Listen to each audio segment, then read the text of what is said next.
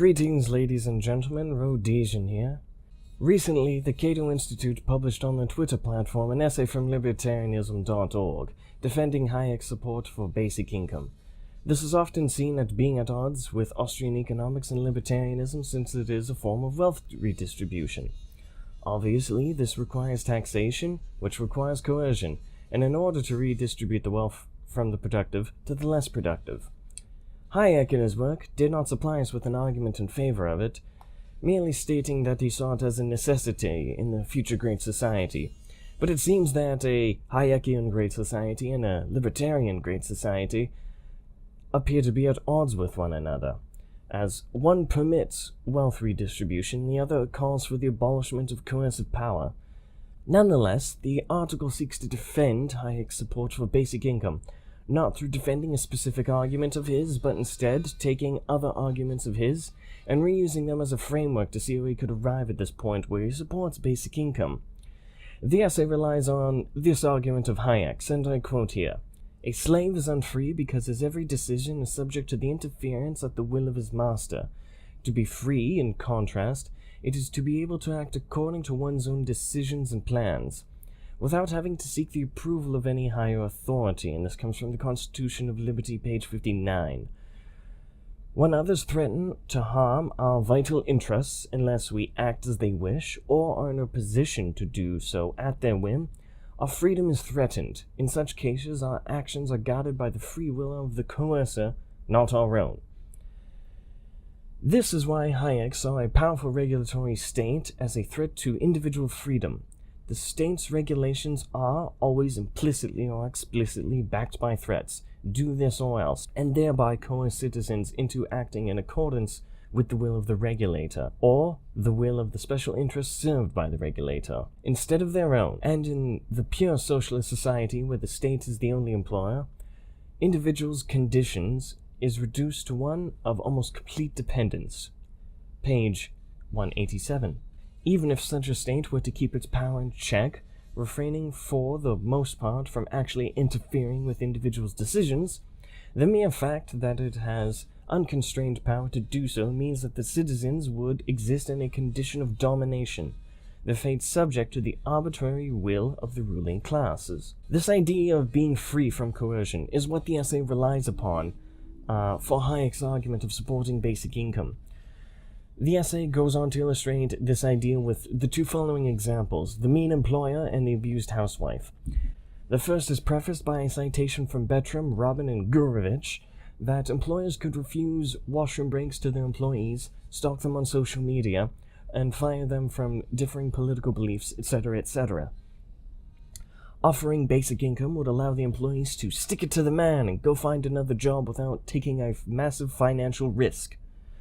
This is used to demonstrate that big evil employer Co. has a disproportionate amount of power over the Dindu-Nuffin employees.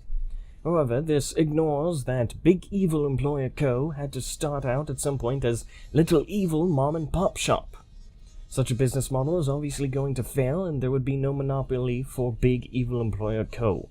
When these violations of human dignity are brought to light, such as with refusing washroom breaks, there is a great public backlash, and big evil employer Co. would take a massive PR hit. The market corrects itself, you see. The essay counters with the argument that in poor economic times, with excess labor and a short supply of employees, the worker can get stuck in this unfortunate situation with big evil employer Co. Thus, it is not a result of the worker's free choice, but from big evil employer Co. exploiting the opportunity to abuse his workers. First, yes, in fact, it is still due to the choice of the worker. The worker could have saved some money for a rainy day where he could quit and search for new employment. However, he chose previously not to save and instead to spend it.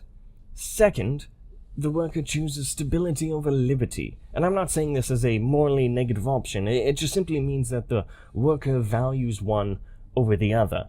Neither am I claiming to be on a high horse here. It is very easy to see why we would all choose stability over liberty, but this means that we simply just value one over the other, and we cannot turn around and then complain about our choices later. Just as easily, the worker is always at the liberty to quit working for big evil employer Co. because he is not physically constrained from doing so. The worker will not be lined up at the wall, nor will he be arrested and sent to the gulag for shirking his labor duties to the state. The following example argues that a housewife is economically vulnerable, as she is not working and can be stuck with an abusive husband. However, this forgets that two individuals voluntarily married, and that the woman voluntarily became the housewife, who was economically vulnerable. If she were concerned about her own financial independence or career, then she could have rejected this man who demanded that she become the housewife and instead married someone else. This, of course, also ignores the notion of any sort of female agency here. We are simply to assume that women are helpless creatures at the mercy of their husbands, and that they have no agency themselves, but I shall give the author the benefit of here and take the example as is. Once again, the abused wife is choosing not to take the risk and leave. However, the argument here is easier because, in fact, she is physically constrained in a way from making a free choice through threats of violence or being imprisoned against her will. But that is an entirely different question, and of course illegal and immoral by itself. The essay goes on to summarize that basic income would allow individuals the freedom to take the risk without financially jeopardizing themselves. And again, here I quote, "Cases such as these point the way to a freedom-based case for basic income guarantee, of the sort Hayek might very well have in mind. A basic income gives people an opportunity to exit the labor market, to relocate to a more competitive market, to invest in training, to take an entrepreneurial risk, and so on." Here we see how the conception of freedom has been changed ever so slightly. Whereas before the essay made the claim that libertarianism is understood as being freedom from, it is now changed to free to. Basic income allows individuals the freedom to do X, Y, and Z, thanks to coercing other individuals to supply the wealth required for someone else's life pursuits. There's a distinction without a difference here, that a slave master necessarily tramples upon the liberties of a slave, yet the government's imposition of taxes is compatible with liberty.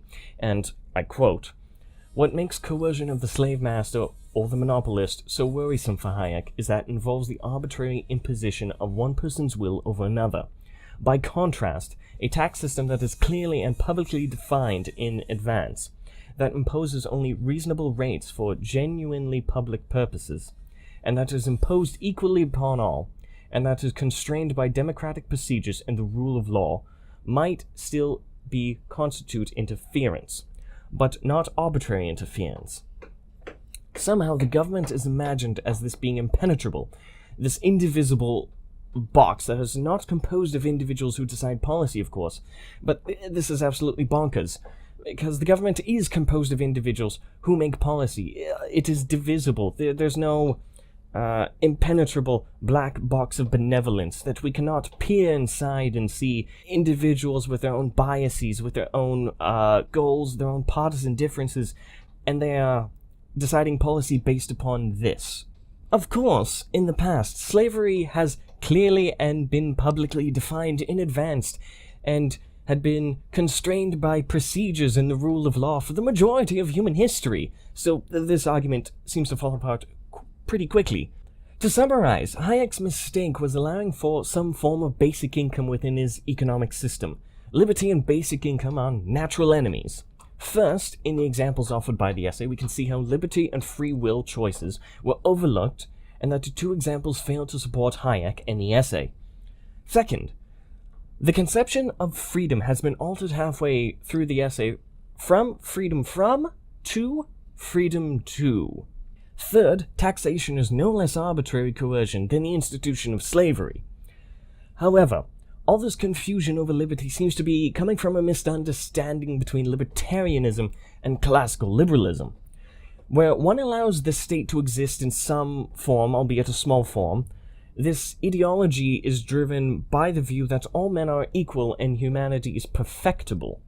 This leads holders of this view to supporting some form of welfare system to ensure that no one falls through the cracks, since everyone can just simply put in some hard work and get back out of poverty. I do not see how this view holds true anymore. It may have held true in colonial America, where there was no welfare state, and there was an English monoculture and a Protestant work ethic. There's one thing, however, that the article does get right. Libertarianism is freedom from, before reneging on this later on in the article. Freedom from coercion. Coercion by another individual, by a state, coercion to pay taxes that are then redistributed around. With no taxation to fund basic income, there is nothing that can be given out, either to the poorest of the poor in the form of a negative income tax, or handed out to all in the form of universal handouts. This is an important distinction to understand because it's understood in a negative fashion. You are free from the government coercing you to hand over your property that you have rightfully earned. Freedom too, however, I am free to engage in whatever decadence, degeneracy, or any sort of life pursuit that I wish, at the expense of someone else funding it. The idea of any form of state welfare requires coercion necessarily. Again, we are robbing Peter in order to pay Paul. Genuine libertarianism, not classical liberal ideology, will always remain incompatible with any form of taxation, thus any form of basic income. Let me know of your thoughts in the comment section below and whether or not the Cato Institute did a sufficient job of defending Hayek, or whether he did make a mistake. Thank you all for watching.